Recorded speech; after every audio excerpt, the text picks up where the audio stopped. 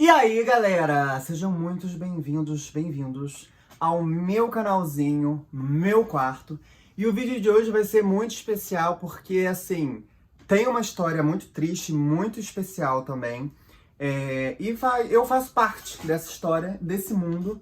E espero que no futuro as coisas sejam melhores do que estão hoje, mas eu sei que hoje elas são bem melhores do que elas eram no passado.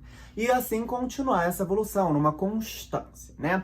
Eu vou falar hoje no vídeo sobre a parada LGBT, já que ela vai acontecer nesse mês de novembro, aqui no Rio de Janeiro, né? Simplesmente, a parada LGBT nesse ano, no Rio de Janeiro, vai acontecer, se eu não me engano, dia 27 ou 24 de novembro, não lembro. Eu não sou muito bom com datas, entendeu? E eu vou contar um pouquinho sobre a história, né, de como surgiu ela, né, porque o Dia Internacional da Parada LGBT, assim, o dia, assim, no mundo, não é o mesmo que a gente comemora aqui no Brasil. E, assim, cada estado tem o seu diferente. Por exemplo, a de São Paulo é bem antes da do Rio de Janeiro e tudo mais. Mas a do Rio de Janeiro tipo assim, a maior, assim, se eu posso dizer assim. A de São Paulo acontece na Paulista, né, meu amor? Então São Paulo e Rio de Janeiro são as maiores de todas, né? E eu vou começar falando sobre a perdão, da sigla LGBTQIA+. Hoje o correto é LGBTQIAP+, tá? Que é lésbicas, gays, bissexuais, travestis, transexuais, transgêneros, queer, intersex, assexuais e pansexuais. E o mais são as outras, né? Que são grandes quantidades que temos aí no nosso grande vale, tá? Pra falar sobre a parada LGBT, a gente tem que falar assim, num quesito, no espectro mundial, né? A gente tem que começar por um acontecimento muito específico, né? Nos Estados Unidos, em 1969, que foi no bar Stonewall Inn, né? Que é um bar LGBT conhecidíssimo na época, né? Quem sabe, os anos 70, né? Não foi um ano muito bom, né? Nunca foi, sim, um ano muito bom pra ser gay, né? E, basicamente, pra gente falar da parada LGBT, a gente tem que falar sobre a revolta de Stonewall, a Revolução de Stonewall, né? Que foi um grande acontecimento nos Estados Unidos que repercutiu no mundo inteiro e assim dando para cada país, né, principalmente os Estados Unidos, que começou com isso tudo, o início das paradas LGBTs, pessoal. A gente vai começar explicando por que o Dia Internacional do Orgulho LGBT é dia 28 de junho. É porque no dia 28 de junho de 69 teve um confronto entre pessoas do Vale, né, LGBTs, contra policiais, em repúdio ao que eles fizeram no Stonewall Inn, né? Que foi uma coisa, assim, de se esperar, né? A gente não pode confiar muito no povo.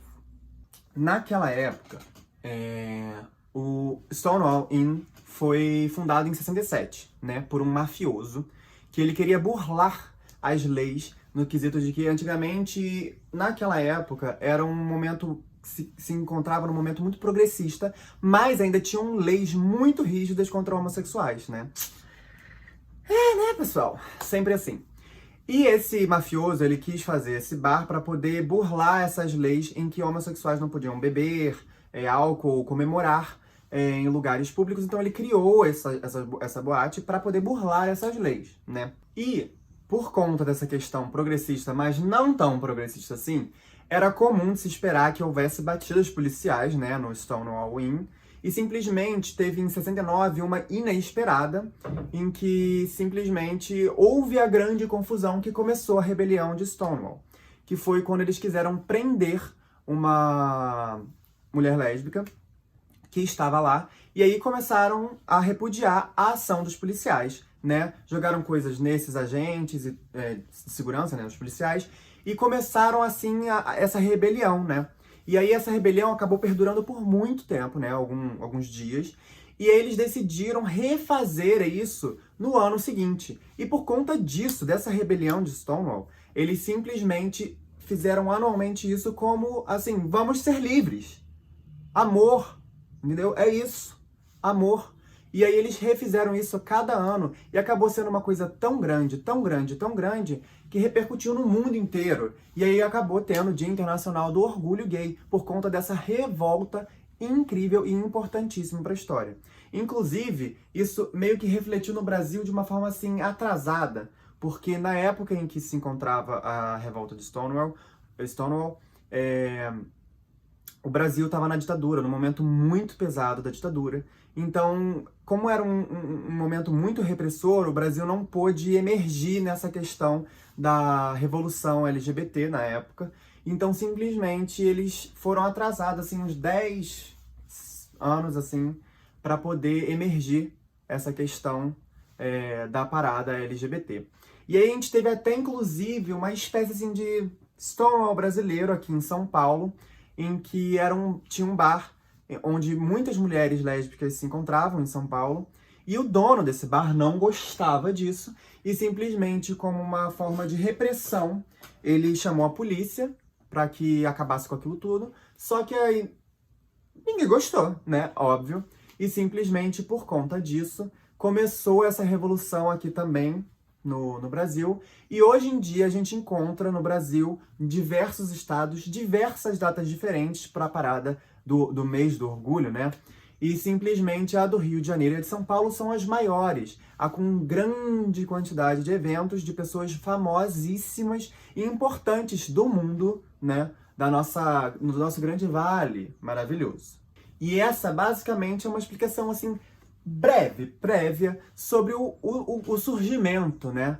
Porque é uma coisa que eu posso falar. Eu sou uma pessoa completamente privilegiada sobre o fato de eu ser gay, né? Como assim? Eu nasci numa família em que, assim, eu me importo com a opinião de todo mundo da minha família. Mas as pessoas que eu mais me importo mesmo na minha família, a opinião deles, é a minha mãe e o meu irmão.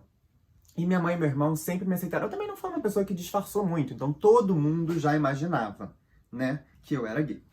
Mas eu tive toda a sorte porque eu nunca sofri homofobia, no sentido assim, pessoas podem ter me xingado, podem ter falado coisas sobre mim, falado que minha mãe errou, que eu não aprendi, que é falta de surra, qualquer coisa, mas coisas que eu nunca ouvi. Eu nunca ouvi alguém falar isso. Isso porque eu sempre demonstrei ser uma pessoa respeitosa, uma pessoa maravilhosa, e isso não depende nada da minha sexualidade.